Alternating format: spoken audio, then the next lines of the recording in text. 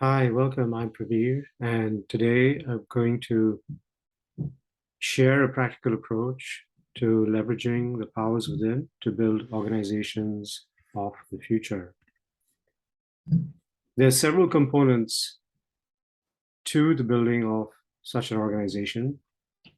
And first, I want to go over the concept of creating a flexible systems canvas, which can be used to envision and build such organizations.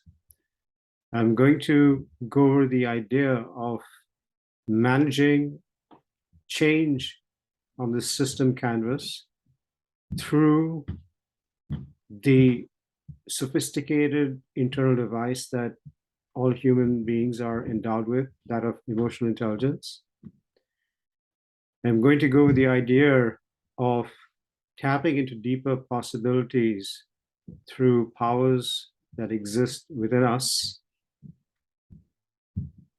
As we make change from one way of operating to another, the practical issue is one of keeping vital flows alive. And so I'll briefly discuss an approach to that.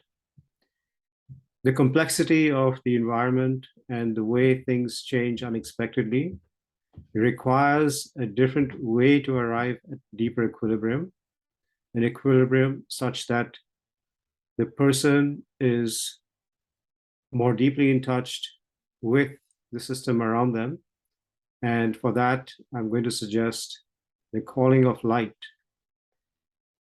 I'm also going to suggest, as a way to bring about this practical approach to the future organization, a mathematical modeling of such future enterprise. And then finally, I will summarize by bringing it all together, all these various components together. So starting with the idea of developing a systems canvas. For this, I'd like to share this very insightful video on systems thinking. It's a YouTube video, and it's focused on how wolves change rivers.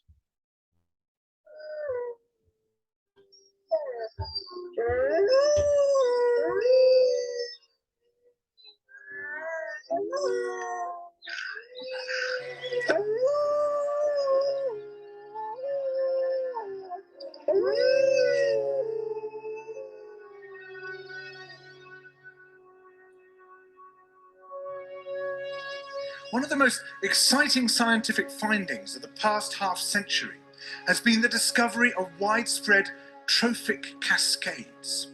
A trophic cascade is an ecological process which starts at the top of the food chain and tumbles all the way down to the bottom. And the classic example is what happened in the Yellowstone National Park in the United States when wolves were reintroduced in 1995. Now, we all know that wolves kill various species of animals, but perhaps we're slightly less aware that they give life to many others. Before the wolves turned up, they'd been absent for 70 years, but the numbers of deer, because there was nothing to hunt them, had built up and built up in the Yellowstone Park, and despite efforts by humans to control them, they'd managed to reduce much of the vegetation there to almost nothing. They'd just grazed it away. But as soon as the wolves arrived, even though they were few in number, they started to have the most remarkable effects. First, of course, they killed some of the deer, but that wasn't the major thing.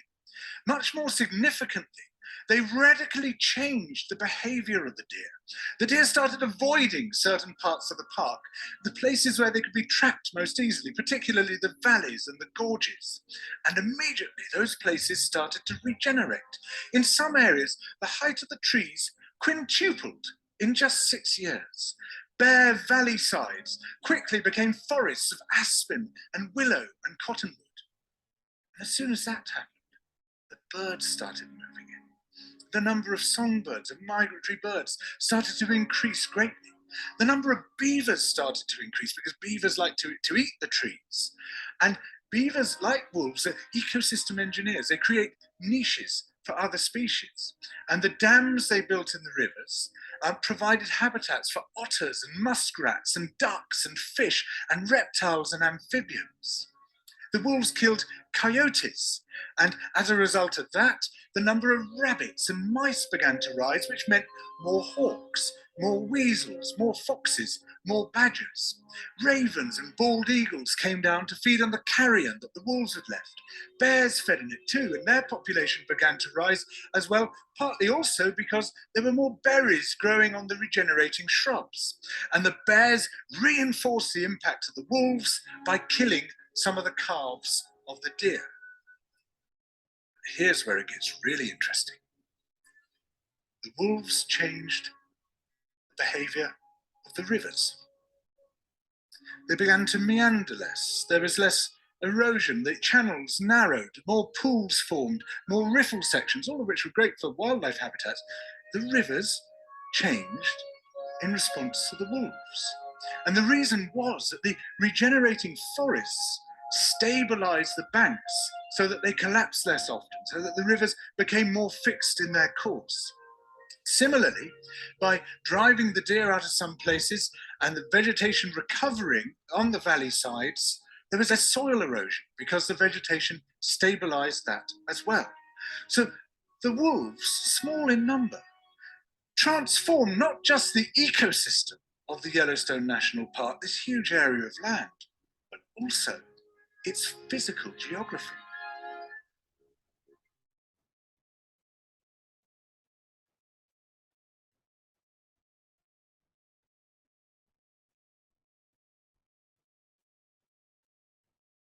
Well, let's keep that in mind as we go through forward with the rest of this presentation, because there are some remarkable aspects about how wolves change rivers that will be reflected in some of this content. And I'll make a point to call some of this out. So now the question is, what kind of system is most sustainable? And research has indicated that this would be a complex adaptive system. And we can think of this in terms of the complexity, which means that predictions cannot be made about what will emerge through interaction of parts. And this is, in a sense, the idea, if we go back to the wolf video, about the fact that they would alter the course of rivers is something that perhaps we would not be able to predict, but it happens because of the interaction of the different parts that existed in Yellowstone National Park. Adaptive is the idea that the system will change to overcome any challenge. And the system really is referring to that which contains many independent parts that operate as one entity. So a complex adaptive system has been found to be amongst the most resilient, sustainable of systems. And examples of this are cities. And so now the question is, what is it that drives the sustainability of complex adaptive systems? So one macro way to think about that is that there's two kinds of advantageous scalings that are happening as the size of the complex adaptive system increases. So if we think about or see size being on the horizontal axis and the scaling advantage being on the vertical axis, if the system was not a complex adaptive system, then there would be a linear relationship between these two parameters. So as the size of a city doubles, then essentially we would expect that the scaling advantage, so whether of economies of scale or whether of innovation, would remain purely linear. And that would mean that this system is not operating as a resilient system. If it is truly a complex adaptive system, there will be something called a sublinear advantage that kicks in. And that's, one can think of it as economies of scale. So for instance, the number of grocery stores that would be required to service double the population would be less than double. And we can also think about the superlinear scaling, which means that as the population of a city doubles, the innovation would go up by more than twice. So therefore, it's a superlinear scale. And essentially, what drives the sustainability of complex adaptive systems is this differential, this implicit differential between the superlinear and the sublinear, which gives the advantage, uh, some kind of multiple beyond what happens at the linear scale. So when we think about a creative canvas based on complex adaptive systems properties, and we saw several of these properties implicit in the World Change Rivers video, but the idea, I'll just call out some of these: distributed control, that there is not a single entity that's in control, but there's many different entities that influence how things happen. So there's wolves, there's trees, there's the deer, there's other animals, there's beavers, and so on. There's connectivity between all the elements. There's certainly coevolution that takes place because everything evolves together in one direction or the other. There's sensitivity to initial conditions. So in the absence of the wolf being there, the system as a whole, Yellowstone National Park, was evolving in one way. But with the introduction of wolves, it began to evolve in another way. There's non-linearity because the introduction of a few wolves had tremendous and huge impact that was completely non-linear on the system as a whole. There's emergence, and here this is referring to something that cannot be predicted, that is a result of all the different interactions that take place. And in this case, it would be the fact that the rivers itself change course. Far from equilibrium refers to this notion that the system makes some of its most advantageous changes when it has moved away from an equilibrium that dictated how it operated in the past. There's apparent paradoxes that exist. And then, as I mentioned, there's unpredictability, and of course, there's multiple levels of organization at the plant level, animal level, at the level of rivers, and so on in the Yellowstone National Park example. But also what literature won't go over. So these are the typical bottom-up kinds of advantages or parameters we see in complex adaptive systems. But also there are top-down parameters that are prevalent in any complex adaptive system. So there's time and space patterns that come into being. So if we observe a resilient system over an extended period of time or over the space of its influence, we'll see certain patterns that emerge gradually, and these give us insight into implicit biases or implicit ways that the system itself is operating that may not be at all predicted by any of its parts that influence how it operates from the bottom up. There's therefore altered causality, because once we see these different kinds of trends come into being, then we have insight into how the system tends to operate as an entity when considered at the system level. And there's other additional properties that come into being.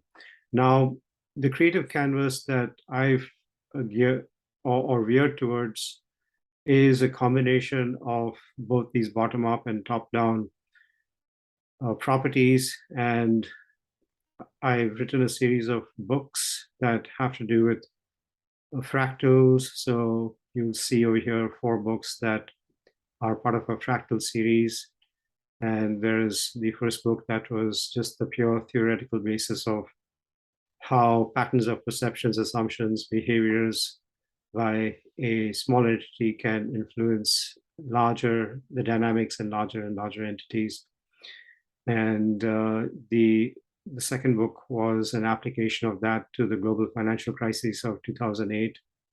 There was a third book which looked at the essential time and space patterns and played those out in many different application areas to do with whether it was politics or social development, environmental development, economic development, and so on. And then there was a summary book, The Fractal Organization, which combined parts of the previous 3 and also had a separate part on a practical way to build a fractal organization. And finally, there was a new series of books based on cosmology of light, but there was a particular kind of mathematics that is summarized in the book called The Cosmology of Light, which is the sixth in the series of the Cosmology of Light books.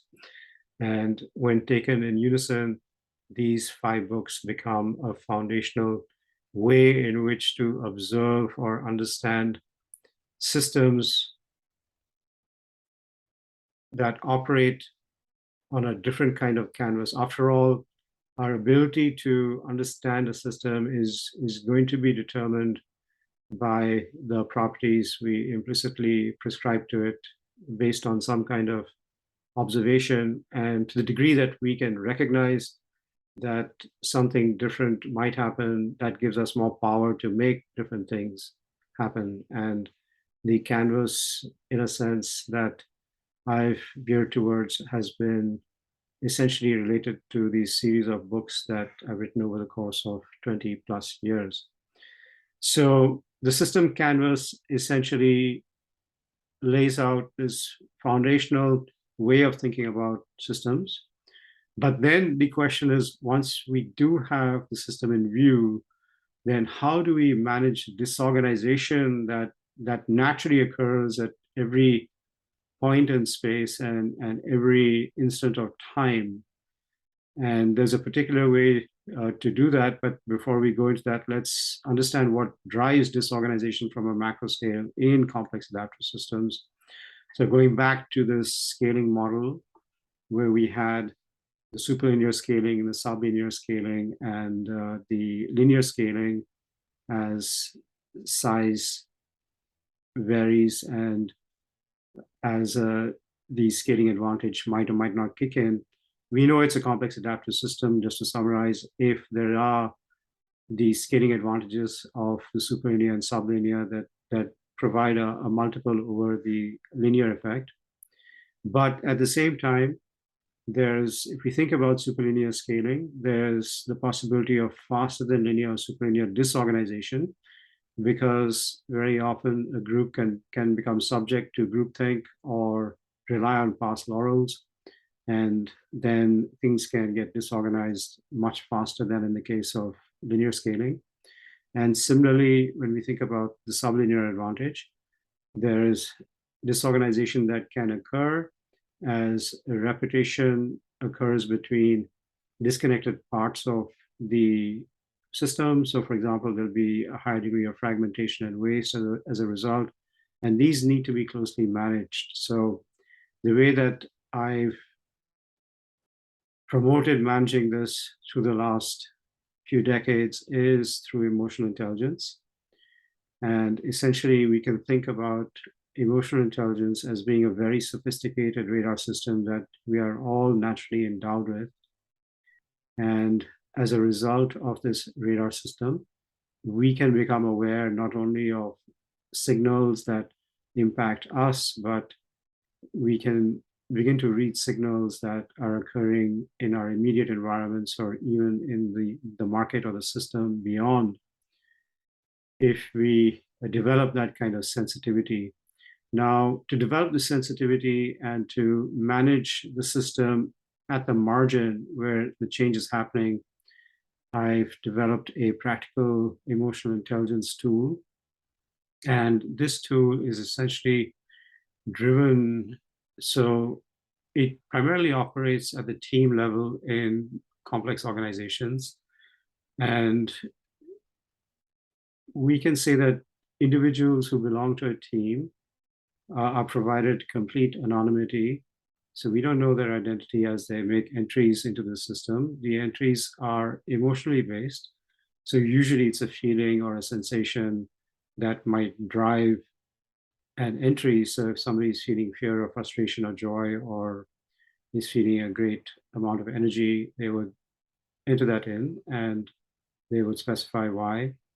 We have a wheel of emotions that is a model that's been used more universally. There's a number of reminders as to what potentially we could be feeling at any point in time. And these individual entries that then also require that the intensity of an emotion or a sensation we entered and the duration of it approximately, and the reason why it's occurring, are then trended together. And of course, when a team reviews these entries, again, it's the identity of who entered this remains anonymous, but there's some things that a team can do collectively to begin to manage the different kinds of issues that are driving emotions. So if we think about a work organization where it's subject to timelines and pressures of competing projects, then, for example, here in this first row, we see somebody experiencing anger due to timelines that are getting compressed. But then the team really gets together to ask, how can these different issues that are causing different emotions be addressed? And the team can collectively come up with various solutions, decide who's empowered to solve it. And that provides a different tool of empowerment for the team as a whole. The idea being that if the team is empowered to solve issues that occur at the individual level, then over time, the individual should begin to feel more and more positive, and the kinds of emotions that are entered should change in their nature. After all, if we see anger persisting for a few weeks or fear persisting for a few weeks, we know that collectively there's the system that is not allowing, or there's a system change that's not happening that needs to happen. And so that's what's being pointed out by this kind of automatic tool. So this tool essentially creates a real-time mirror for the team or the organization so that various kinds of insights can be gained into the nature of the dynamics that are being experienced in the organization that's part of some system. So for example, here, suppose there's been 100 data points that have been entered in over, say, a period of 2 to 3 weeks. Then what the software does is it begins to trend it. So it takes the first half of the data, compares it to the second half. This is the zero line. So we know that the first half of the data was generally negative. The second half is generally positive. So the team overall is trending in the right direction, and that's what you want to see. But then the software breaks it up by body, by heart, gut, and by mind, based on the kinds of emotions that were entered. So we get a good sense or feel for how the team is changing by just looking at this snapshot of the trends. But then there's other kinds of metrics that are automatically calculated every time an entry is made. And just to draw out a couple, there's something called the collective dynamics score, which will tell the ability of the team to change negative to positive emotion. So essentially to change patterns that are negative to patterns that become positive.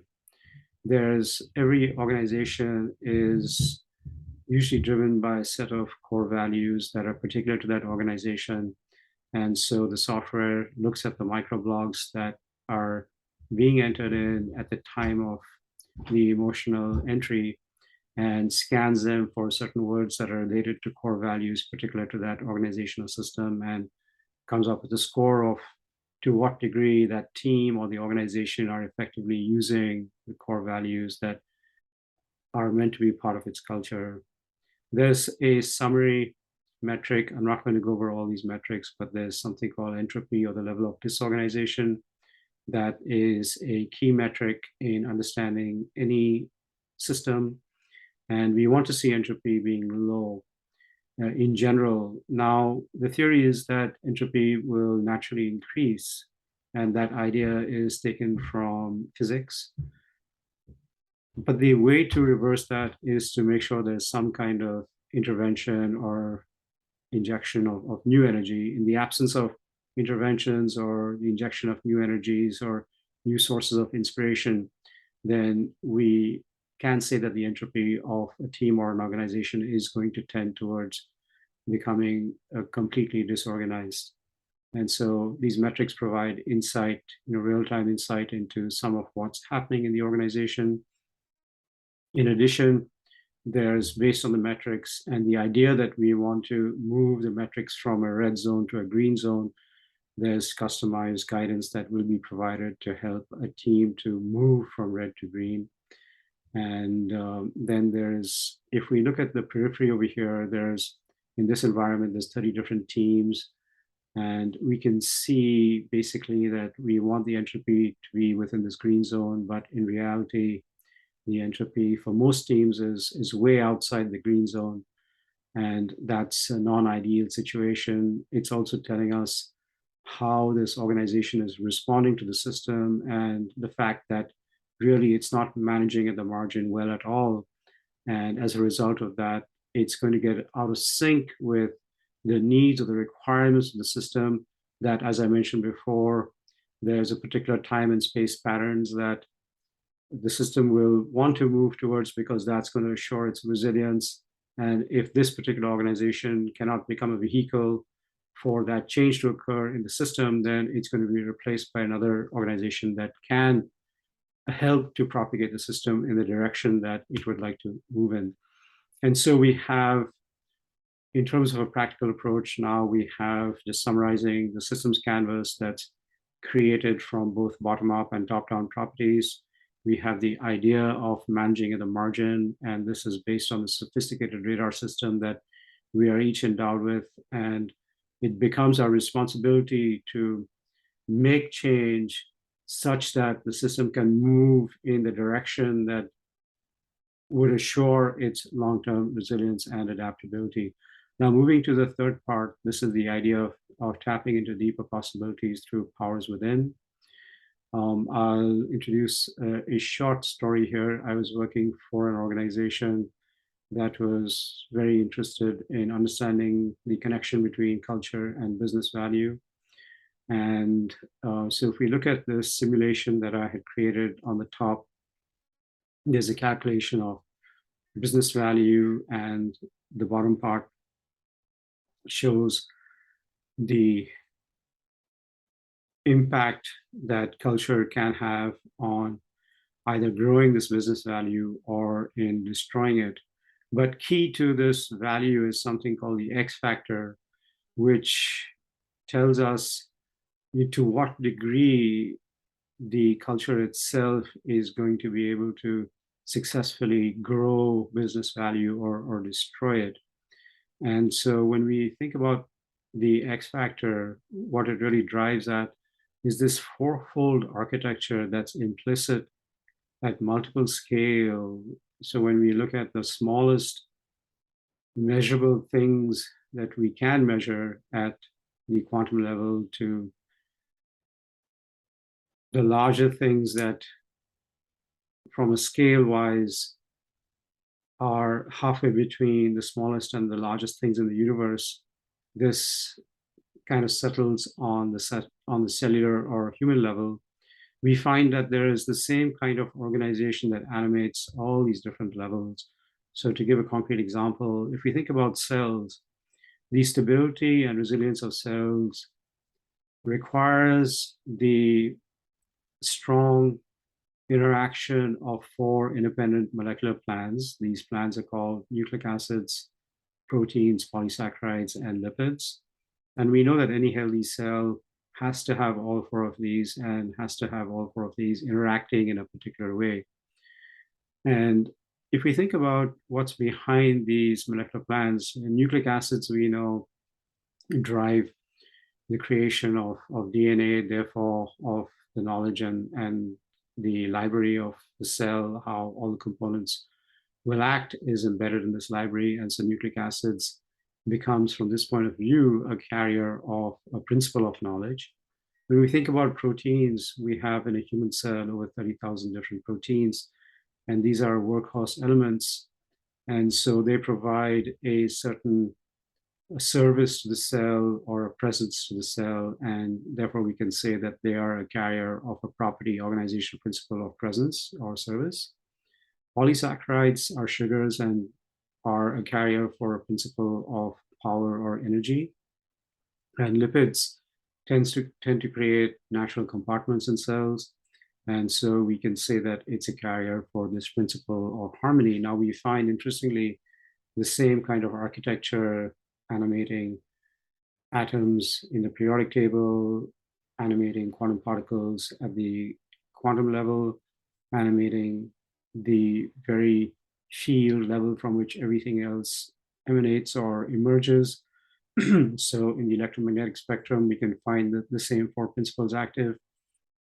And one of the corollaries of this is that there's something implicit in or hidden by the quantum level that from which we can say the field level and everything else emerges. And here the quantum level is referring to quantum particles, but there's a quantum level that is antecedent to the field level. And we can say that in that level or in that antecedent layer, these four properties, perhaps are united as one. And there's that act of being united means that there's a property of love that binds them. As they become explicit and begin to organize the field level, the quantum particle level, the atomic level, and cellular level, these four are still required to operate as one. So what's implicit becomes explicit, and therefore we see the very basis of love itself that is animating this fourfold architecture. The point here, of course, is that there's a fourfold architecture that is bound together by this invisible factor of love and has to continue to be bound together for organizations or systems to continue to operate in a healthy way. At the same time, as we look at the diversification of these four principles, we see clearly that at the cellular level, as opposed to, say, the quantum particle level, the meaning of these four principles, essentially knowledge, presence, power, harmony, gets immensely diversified. So as I pointed out, you have over 30,000 different proteins or presence elements in the cell, as opposed to a handful when you push it back to the quantum particle level. Interestingly, in a study done by Fortune in 2015 of those companies that were most respected for their culture and yet were able to maintain economic value on a sustained basis, there were some examples here of Build-A-Bear, Zappos, Whole Foods Market. And if you study or look at the values that drive the culture of those organizations, you'll see that, in fact, they can be distributed by knowledge, presence, power, and harmony as well, which again goes to show that there's this fourfoldness that is driving a kind of advantage for organizations that are able to tap into or maintain that as a core basis of how they are organized. The four values also can become the basis of a new kind of lens by which to see opportunity. And here there's the idea of leveraging neuroplasticity by introducing people and organizations to a different kind of language that gets sensitive or attuned to the creation of this new lens. And in particular, if we look at the kind of language I'm speaking about, there's, for example, phrases like the study of life in areas outside the domain of my work, the urge to protect others, the readiness to follow any needful self-discipline in the aim of service. That's not normal language that's used in work environments. And for those interested, in fact, these phrases are derived from some insights that Sri Aurobindo has written about in several of his books, including a book called The Mother and another book called The Synthesis of Yoga, for instance.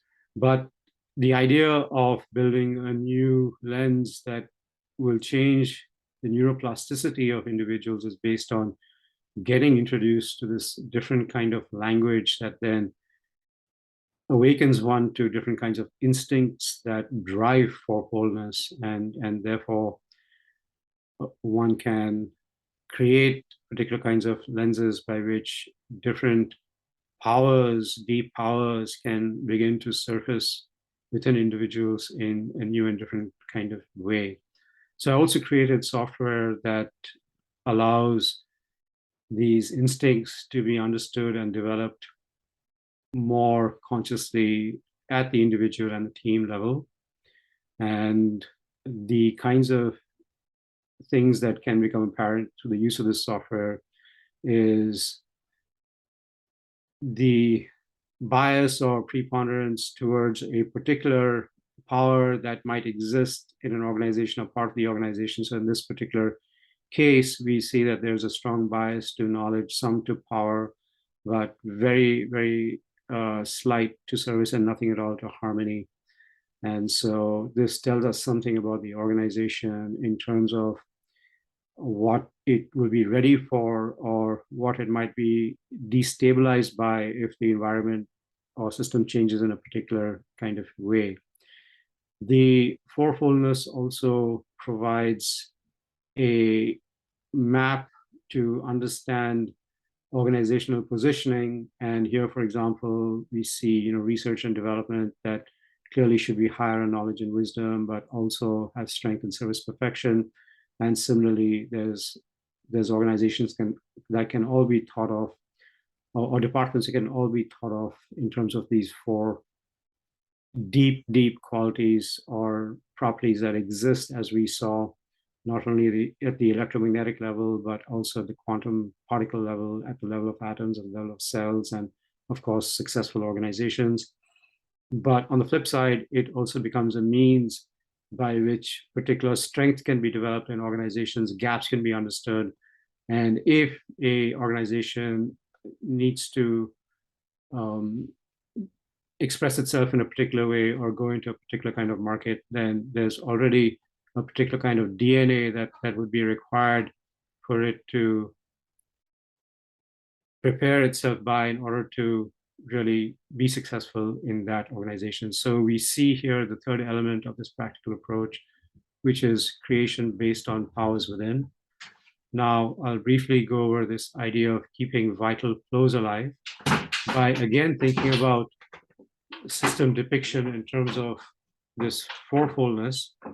And so here we can think about any kind of system as being a combination of different kinds of fourfoldness. And here I have an arbitrary arrangement of knowledge and power, service, mutuality, power positioning, relative power dynamics, harmony, knowledge, and perfection. And these, as I'll show in a minute, can be related to the makeup of a market. So if we translate this into a market understanding, then essentially we can say that knowledge and power is driving the source of revenues in terms of the merchandising, marketing, site design, and pricing mix of an organization.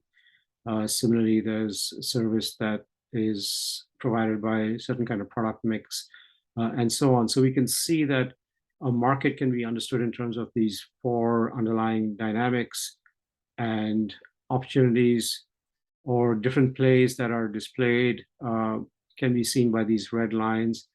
So there might be particular combinations of these underlying four properties that are combined to offer something in the market.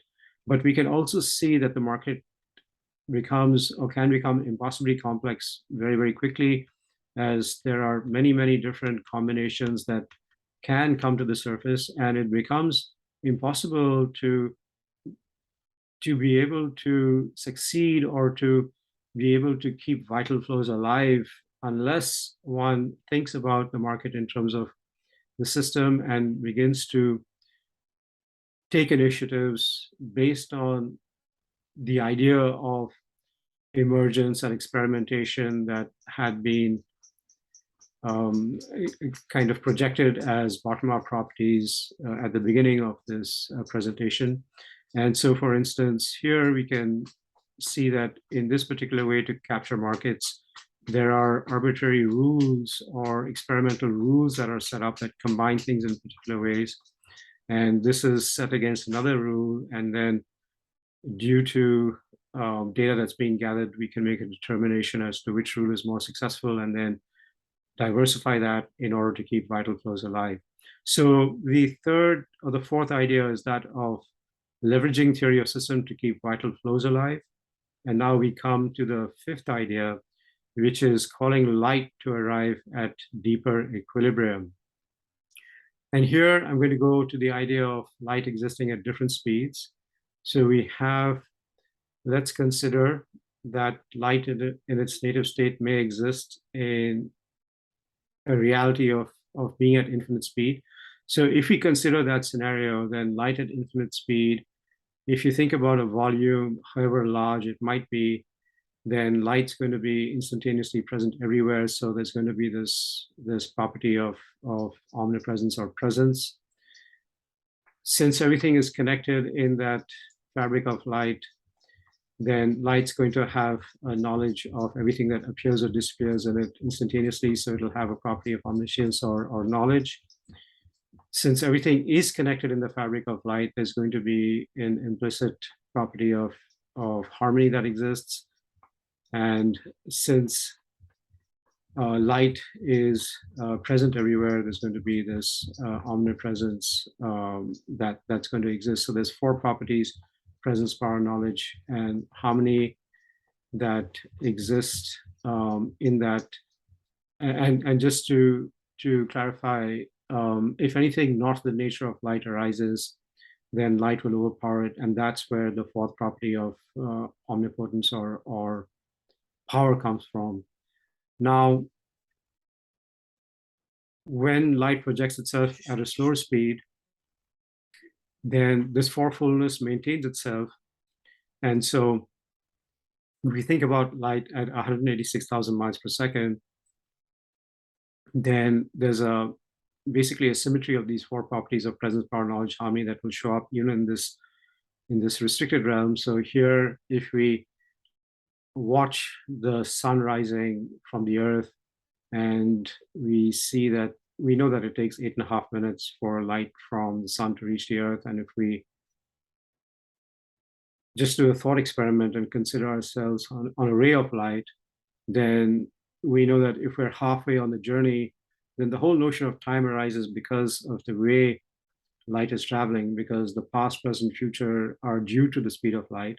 But also there's a fourth property, and that's that of matter, that also arises because light can only display what it's trying to after a certain amount of time or distance, which is related to the idea of quanta, which is the basis of all matter. So we see that past, present, future, and matter itself arise. But if we ask more deeply what past, present, future, and matter are, then past has a tremendous amount of presence embedded into it. The present moment has a tremendous amount of force or vitality embedded in it, because depending on what's strongest, that's what's going to show itself or dictate how perception takes place. There's an implicit way in which things are evolving, and so there's knowledge that discloses itself in the future, and so knowledge is related to the future, and then matter itself occurs in basically patterns of harmony, and so it points to an implicit harmony that exists. And so we see the same four properties regardless of how light is traveling. And this becomes important in this notion of applying light that I'm going to share in a minute. If we think about quanta, then we can think about these two realms of light, one where you have light traveling infinitely fast or creating a different kind of field, which informs the material field, which, as we just went over, is characterized by past, present, future, and matter. But quanta is a bridge mechanism that takes information from the invisible infinite field and manifests it materially in this finite material field.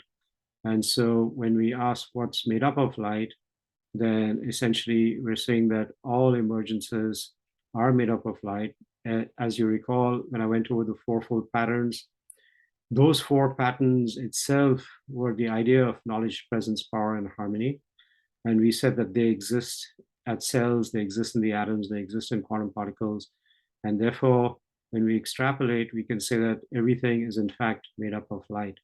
So that's a fundamental basis for now going into these two kinds of thought visualizations or these practical exercises that I've experimented a lot with organizations.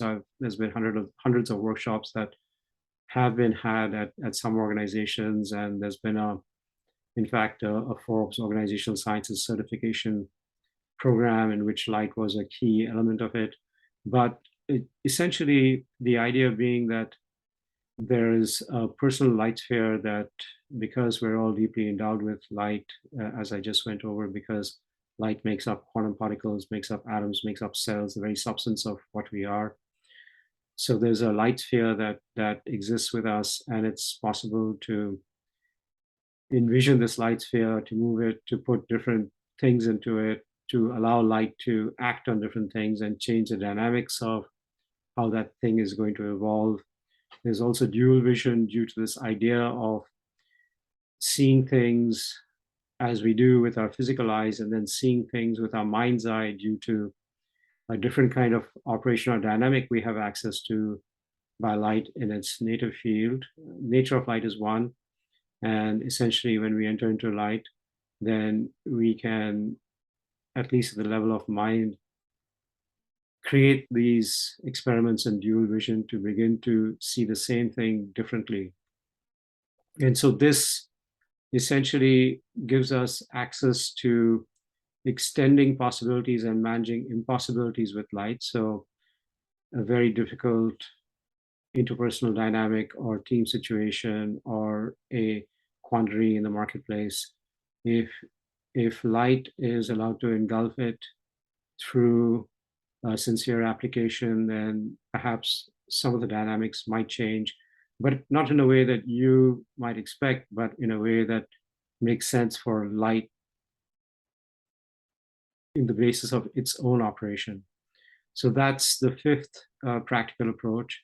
And then the sixth idea is that of actually creating a mathematics to actualize future organizations. So if we think about space as being the playing field within which we exist, and time as being or displaying certain maturity in how things evolve in space, then there's a mathematical model that one can use. And we can see that there's, at the base of this model, as I just went over, there's presence, power, knowledge, harmony. And these exist in a couple of different ways. We went over the idealized space where light exists infinitely fast. And then we went over a more material space where it exists as past, present, future, and matter. And there's a number of intermediate layers. But essentially, what's being pointed to here is that there's multiple sources of innovation. So to the degree that we can activate deeper light within us, there's a different source of innovation that can become active and change the way things will emerge in time. And also, this helps us to distinguish between different types of complex adaptive systems, because we have the complex adaptive system that, for example, we saw in Yellowstone National Park, that has important elements of mind emerging in the mind of the wolves and the animals. But that's nothing compared to what emerges in human beings. And there's what this is really pointing to. This is saying that there's different sources of innovation that essentially get turned on at different sequences or different points in time. And with the emergence of the human being, the natural flow from the deepest layer to the surface layer is not natural anymore, because the human being has to work in order for that flow to get reactivated. There is, in fact, a natural trend towards entropy, as I had pointed out, of disorganization in the absence of a new injection of energy or a new source of inspiration.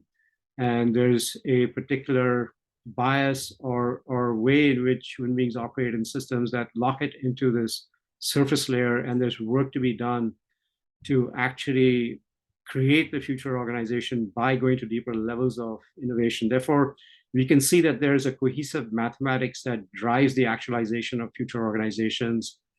And this mathematics then would drive all the different tools that I've introduced here, the simulation, the emotional intelligence tool, the powers within, and light itself can be seen as applications of allowing a different kind of math to get embedded in the organization.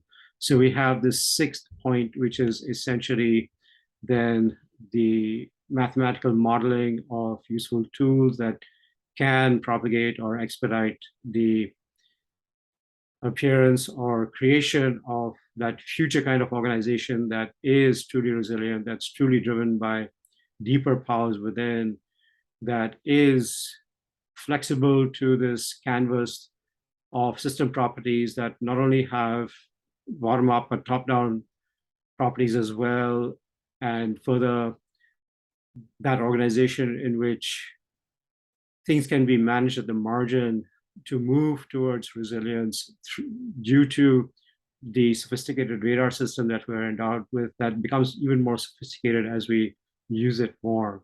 So bringing this together and summarizing creation of the future enterprise, I've in fact written about all these elements on 2 series of complex systems articles in Forbes. There's about 15 to 18 articles that I've written over the course of 3 years to try and capture all these different elements. So that becomes a source for anybody to tap into. And to just summarize, the source of what's possible in a system is going to be based on the canvas that one attributes to the system. And in my case, it's been these series of books. This allows a particular traversing of the system so that it becomes then something is more plastic, that's more amenable to deeper possibilities and can shift in a direction that makes it much more sustainable and resilient to light itself. And summarizing, we have this 6-part operation or dynamics that will animate the future organization that I have just gone over in this presentation. Thank you.